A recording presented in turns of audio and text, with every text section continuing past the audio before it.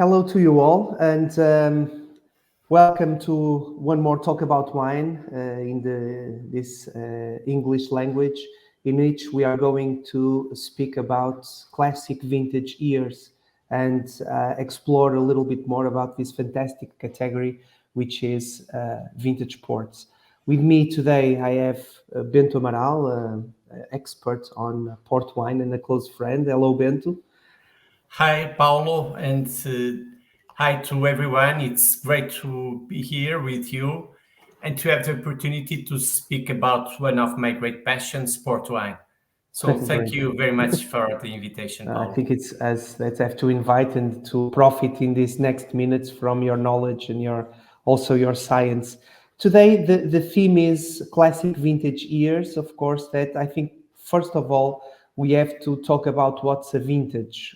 What is this category of ports? Why it's so important? So I would say regarding the organoleptic parts and regarding the production. My first question to you is: what is a vintage? What do we expect from a vintage port? So, vintage port is the creme de la creme of the port wines. Of course, I also love other kind of port wines, the very old tawnies and the very old whites.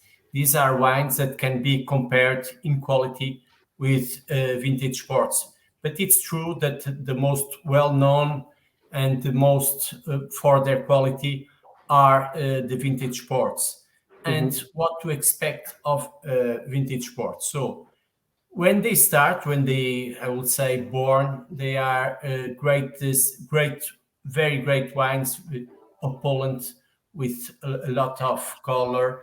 We say that usually they are full red, and in Portuguese is retinto, that means twice red.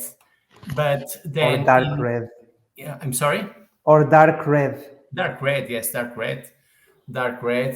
And so in the aromas, for me, it counts more the complexity than the intensity, and I will explain later why. And in mouth, here we have, I would say, something very important and tricky. Of course, these wines must have a lot of phenolic compounds that gives the color of the wine, and also that gives the structure and the tannins of the wines.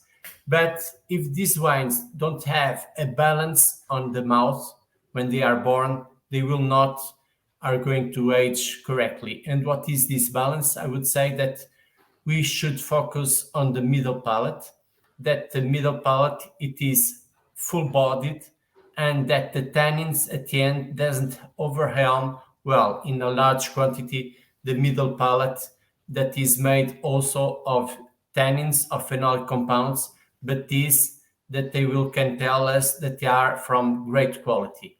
Mhm. During the aging of these wines, regarding the organoleptic characteristics, Paulo, I don't know if you want that I will talk about No, no, that now. no, no, no. Yes, yes. Please, please. Okay. We'll So, go through the profile of the vintage because then when we talk about their aging process, that will be very important. Yeah. okay, but yeah, so these wines are bottled between the second and the third year after the harvest.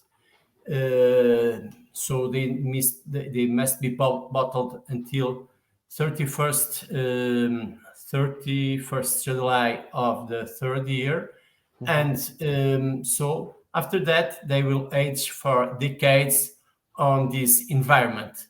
This is their new house, the bottle, The bottle.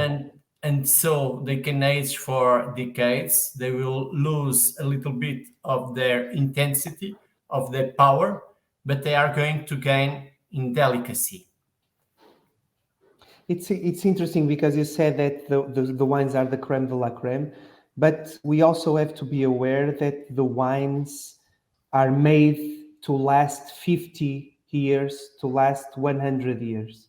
So of course that when they are born, they have to be balanced because wines that are not balanced will never age wine in any part of the world. They will not age well, I would say, in any part of the world, but they also have to be very rich and opulent. They have to be made this way. Otherwise, they won't age as well.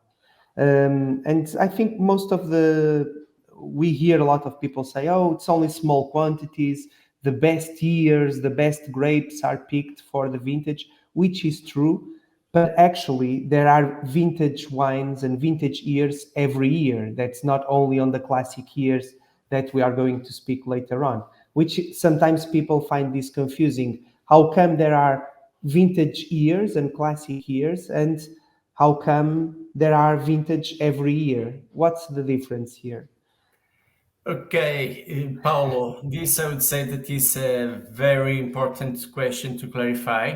Of course, before I would say that you have said regarding the opulence and of the wines, it doesn't contradict what I've said, that it's more important the mouth than the nose. Okay, of course, so there Yes, must be opulence, but this doesn't mean that there isn't balance, as you've balance. said. Yes, Okay, so yes, IVDP, Douro Port Wine Institute, uh, that is going to certify the port wines. The tasters don't know if these wines are going to be, well, in this, when the wines are certified, the Douro Port Wine Institute doesn't know if this is going to be declared a vintage year or not a or not. vintage year. It depends. If someone has a good wine, and it doesn't matter the amount or the volume of the wine that he has, he can send us a sample to be approved and to be submitted and to be approved and to be certified. So what happened is, in some special years that are the vintage years, the years that are declared, we have a bigger volume of wine. This usually reflects when you have a better year all over the region, and not a good season or a good year for a specific place or specific places in the Douro Valley that is huge. So we Yeah, are talking about 250,000 hectares, where we have 40,000 hectares of wine. vine to produce Yeah. port wine. And we have a lot of mountains and different Yes. slopes and different directions, and exposures. So all of that can create conditions that in one place the viticultural year or the grape year will be very good, and others not so good. But then also may have a year in which all the viticultural side went very well throughout the year, and the grapes are very good overall. And in that case, we're going to have more samples of vintage coming in. That's uh, that's the idea, and I think so. We spoke about what's a vintage. More samples, and each sample representing more volume also. Of course, yes, yes, yes. It There is is also also a important. balance once again between the volume of production, because we can have lots of vintage every year, but the volume be very small also. So um, even if it's not a classic. I think you went a little bit through that, but I think just to compose what this small part of what's a vintage, we spoke of what a vintage is and what should look like inside the bottle. We spoke about the approval at the IVDP, and the question of the volume. But I think my next approach is, after all, what makes a year classic in your opinion, and when can we think, or can we imagine, or when can we feel that we are facing a classic year? Regarding harvest conditions, viticulture here, or the wine by itself? I think it's also a balance between these two, right? Okay. So regarding what is a classic year, is something that is very interesting to notice, that what is supposed or what is expected to have during a year in the Douro Valley, and starting in the late autumn. So we'll have cold, rain. Also during the winter, Winter, cold and rain, and then less rain and warmer spring. days and sunny days, and during the summer, temperatures that can reach 45 degrees Celsius, and of course very sunny days and no rain at all. Yeah, Usually what happens is that we don't have exactly these conditions every year, and the grapes have been developed for this, or for what is called the normal year. And so when we have these kind of conditions, I would say that probably we'll have a great year. Regarding the viticulture and the weather, it's also interesting to remember something, that is, usually people or the producers said that if you have 2 or 3 days at the end of August, I would say probably a little bit more now at middle August, as the harvests have been anticipated. This is good to give more balance to the grape, a little bit more, a little less concentrated and less and more balanced wines. And regarding the wines, the classic, usually they have more aging potential, I would say, hmm, usually, yeah, and also a little bit more well balanced. And finally, regarding the wines, I don't know if it is that approach that you wanted me to do. They are a blend of different estates, of different properties. So yeah, you can pick something from a higher place where you have probably more acidity. Other grapes can come from a different vineyard where there are more sugar content, and so you'll have more alcohol, and you have more the sensation of full-bodied and very intense wines. Let's go through the years and through the classic years, and we discussed that it would be interesting to run it through decades. Of course, that now, because the wines develop a lot, and not all the years are the same, as you said, and they behave differently. And some years, because of the drought or because of more water, even if the years are very well balanced to the point that they will make vintage and classic vintage, they have different profiles. But I think we should start the last year that was proclaimed as classic was 2017.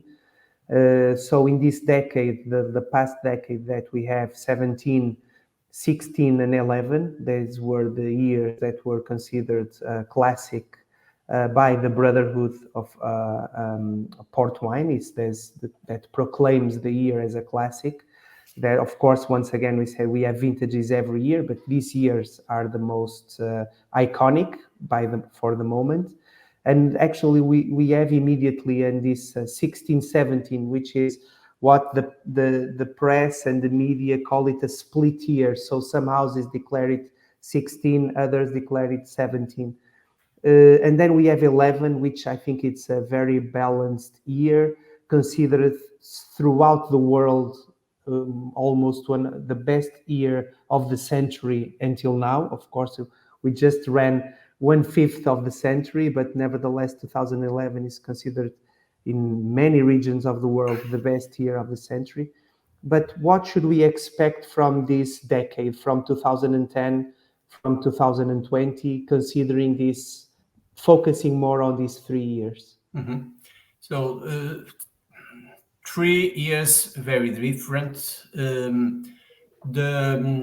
The 2017, the more drought, so wines a little bit more harsher, let's say, more full-bodied, more they are more on the side of the tannins and of the phenolic compounds. I would say that very muscular year. 2016 is almost the opposite, not exactly the opposite, but almost the opposite, because it's more a delicate year, more fresh year. And finally, the 2011, as you said, for me, probably the best vintage year that I remember to taste it when young. So at least for the last 30 years, for me, it's a best vintage year. That is the balance. And as someone has said, God gave, or the nature gave the best.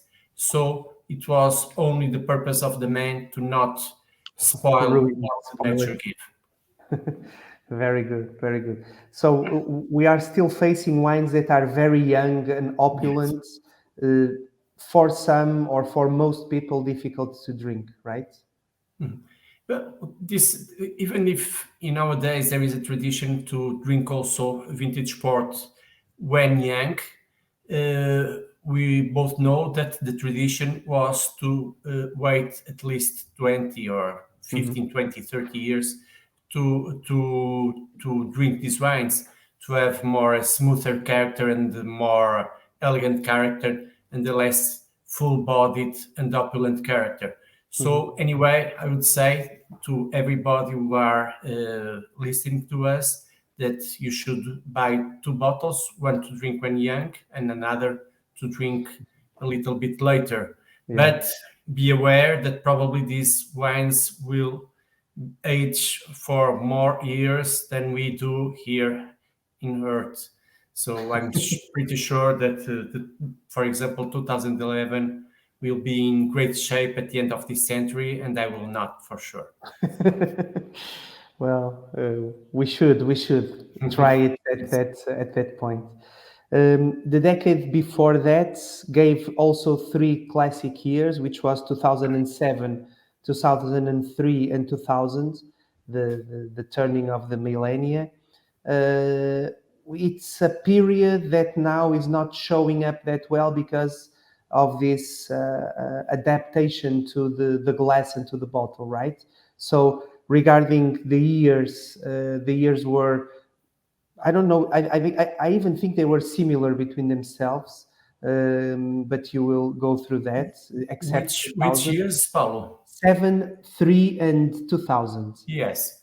But the wines are also showing, could be showing strangely because they are facing this period between Mhm. the 10th and the 20th year in which they are really adapting to the tertiary aromas. Yes. There is a period of the life of the vintage Adaptation. ports that you should be aware.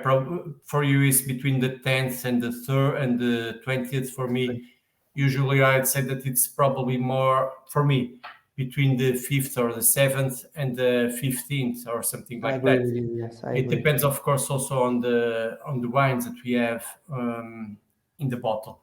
But let's say that this period is a period that the wine passes from this very powerful, very energetic character to a more elegant, delicate character. I would say that it's like the teenage phase. So usually it's not a very well balanced phase. It's more a Period. clumsy phase. And in this case, the wines 2007 is from the last 30 years probably the more delicate vintage port. It has borne already delicate, not so powerful, not so full bodied, a little bit more perfumed in the nose also. 2003, Mhm. it can be something that it can be similar between, it is something in more like the style of the 2017, between 2017 and 2011. So this is more on the tannic side of the wines, powerful wines and intense. 2000, the wine from the from the The century millennium, yeah, the of century. the millennium. Yes, very well. Thank you, Paulo. It's a wine that is for me very round in mouth, but very sweet in the nose. Of course, it's not exactly when I'm talking about the sweetness in the nose, is the kind of aromas that are sweet. But in the mouth, when I'm talking about roundness, it's more about the profile of the tannins. Moving along, do you consider that the 90s are now facing a very good time to be enjoyed? Uh, they are starting even for me 1997 that has been not so well considered at the beginning. It has a green character, a green grippy character, and let's see how they age. They are coming out of this phase that you were talking about.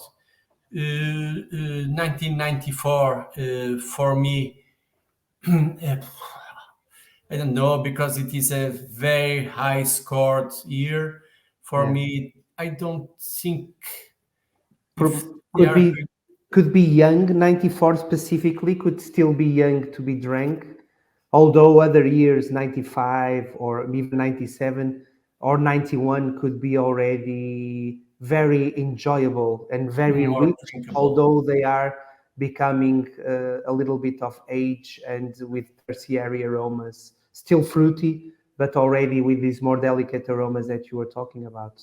But 94, you put aside of I these would other. say let's wait Mhm. to to notice what is happened for me for the profile of the wine. I would say that probably it has been more expectations that is showing now in nowadays. But let's say in the future, this doesn't mean it's not a great vintage, but not so good as probably expected. It can happen. Mhm. And then you have the split vintage 91, yes, and then 92. 92, yeah. Yes, that are more approachable in nowadays. You can drink them with all of them. You can drink with a lot of pleasure, but this in particular, they are more on this delicacy side of the profile. One other period that was very rich in vintage ports that is already very different from these because I think science was not at its peak. There was still a lot of the fact that the science in viticulture and in winemaking was being developed.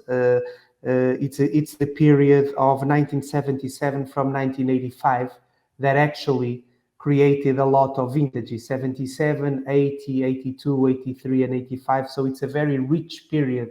Of course, that the meteorology and the climate helped to produce these wines. Do you have any word on this period that I think it was very rich? And nowadays, it's already, you can find very, very good gems when opening these wines. You can take a lot of pleasure also from some of these wines that are already showing that port ages very well. Yes, let's pick on this period as a whole, Mhm. and to say that yes, it's a very interesting period. Wine is very different, all of them, but and well, from all of these, for me, my favorite is 77, 1977. But Mhm. anyway, let's say that it's not very common to have in less than 10 8 years. years all these vintage years. And Mhm. yes, so for me, it's the period to focus if you want to buy vintage port or aged vintage port and not old vintage Yeah. port. And to Uh, drink now. yes, the 70, the 66 and 63 and even older vintage sports are great, but they are more on the very delicate phase, let's say, and this they have a balance between some body yet, and also the delicacy and the perfume of vintage, aged vintage port. And also what you can expect from, we're talking about wines that will be nearly 50 years old. So what you can expect from the evolution of the vintage, since what we were talking about 5 minutes ago, and the idea that the wines, what they will show up right now when enjoying these wines from this period. So I would say you already, please, please. Just say that, and I think that we are finishing almost. Yeah, Yeah, just but I would say that this is amazing that we are talking about wines that are in great shape and that are quite affordable. If you think that are wines with over than or near 40, 45 years old. And this is amazing. This is almost the only denomination of origin where we can find this kind of wines. We are privileged to have the opportunity to taste them and to drink them so frequently.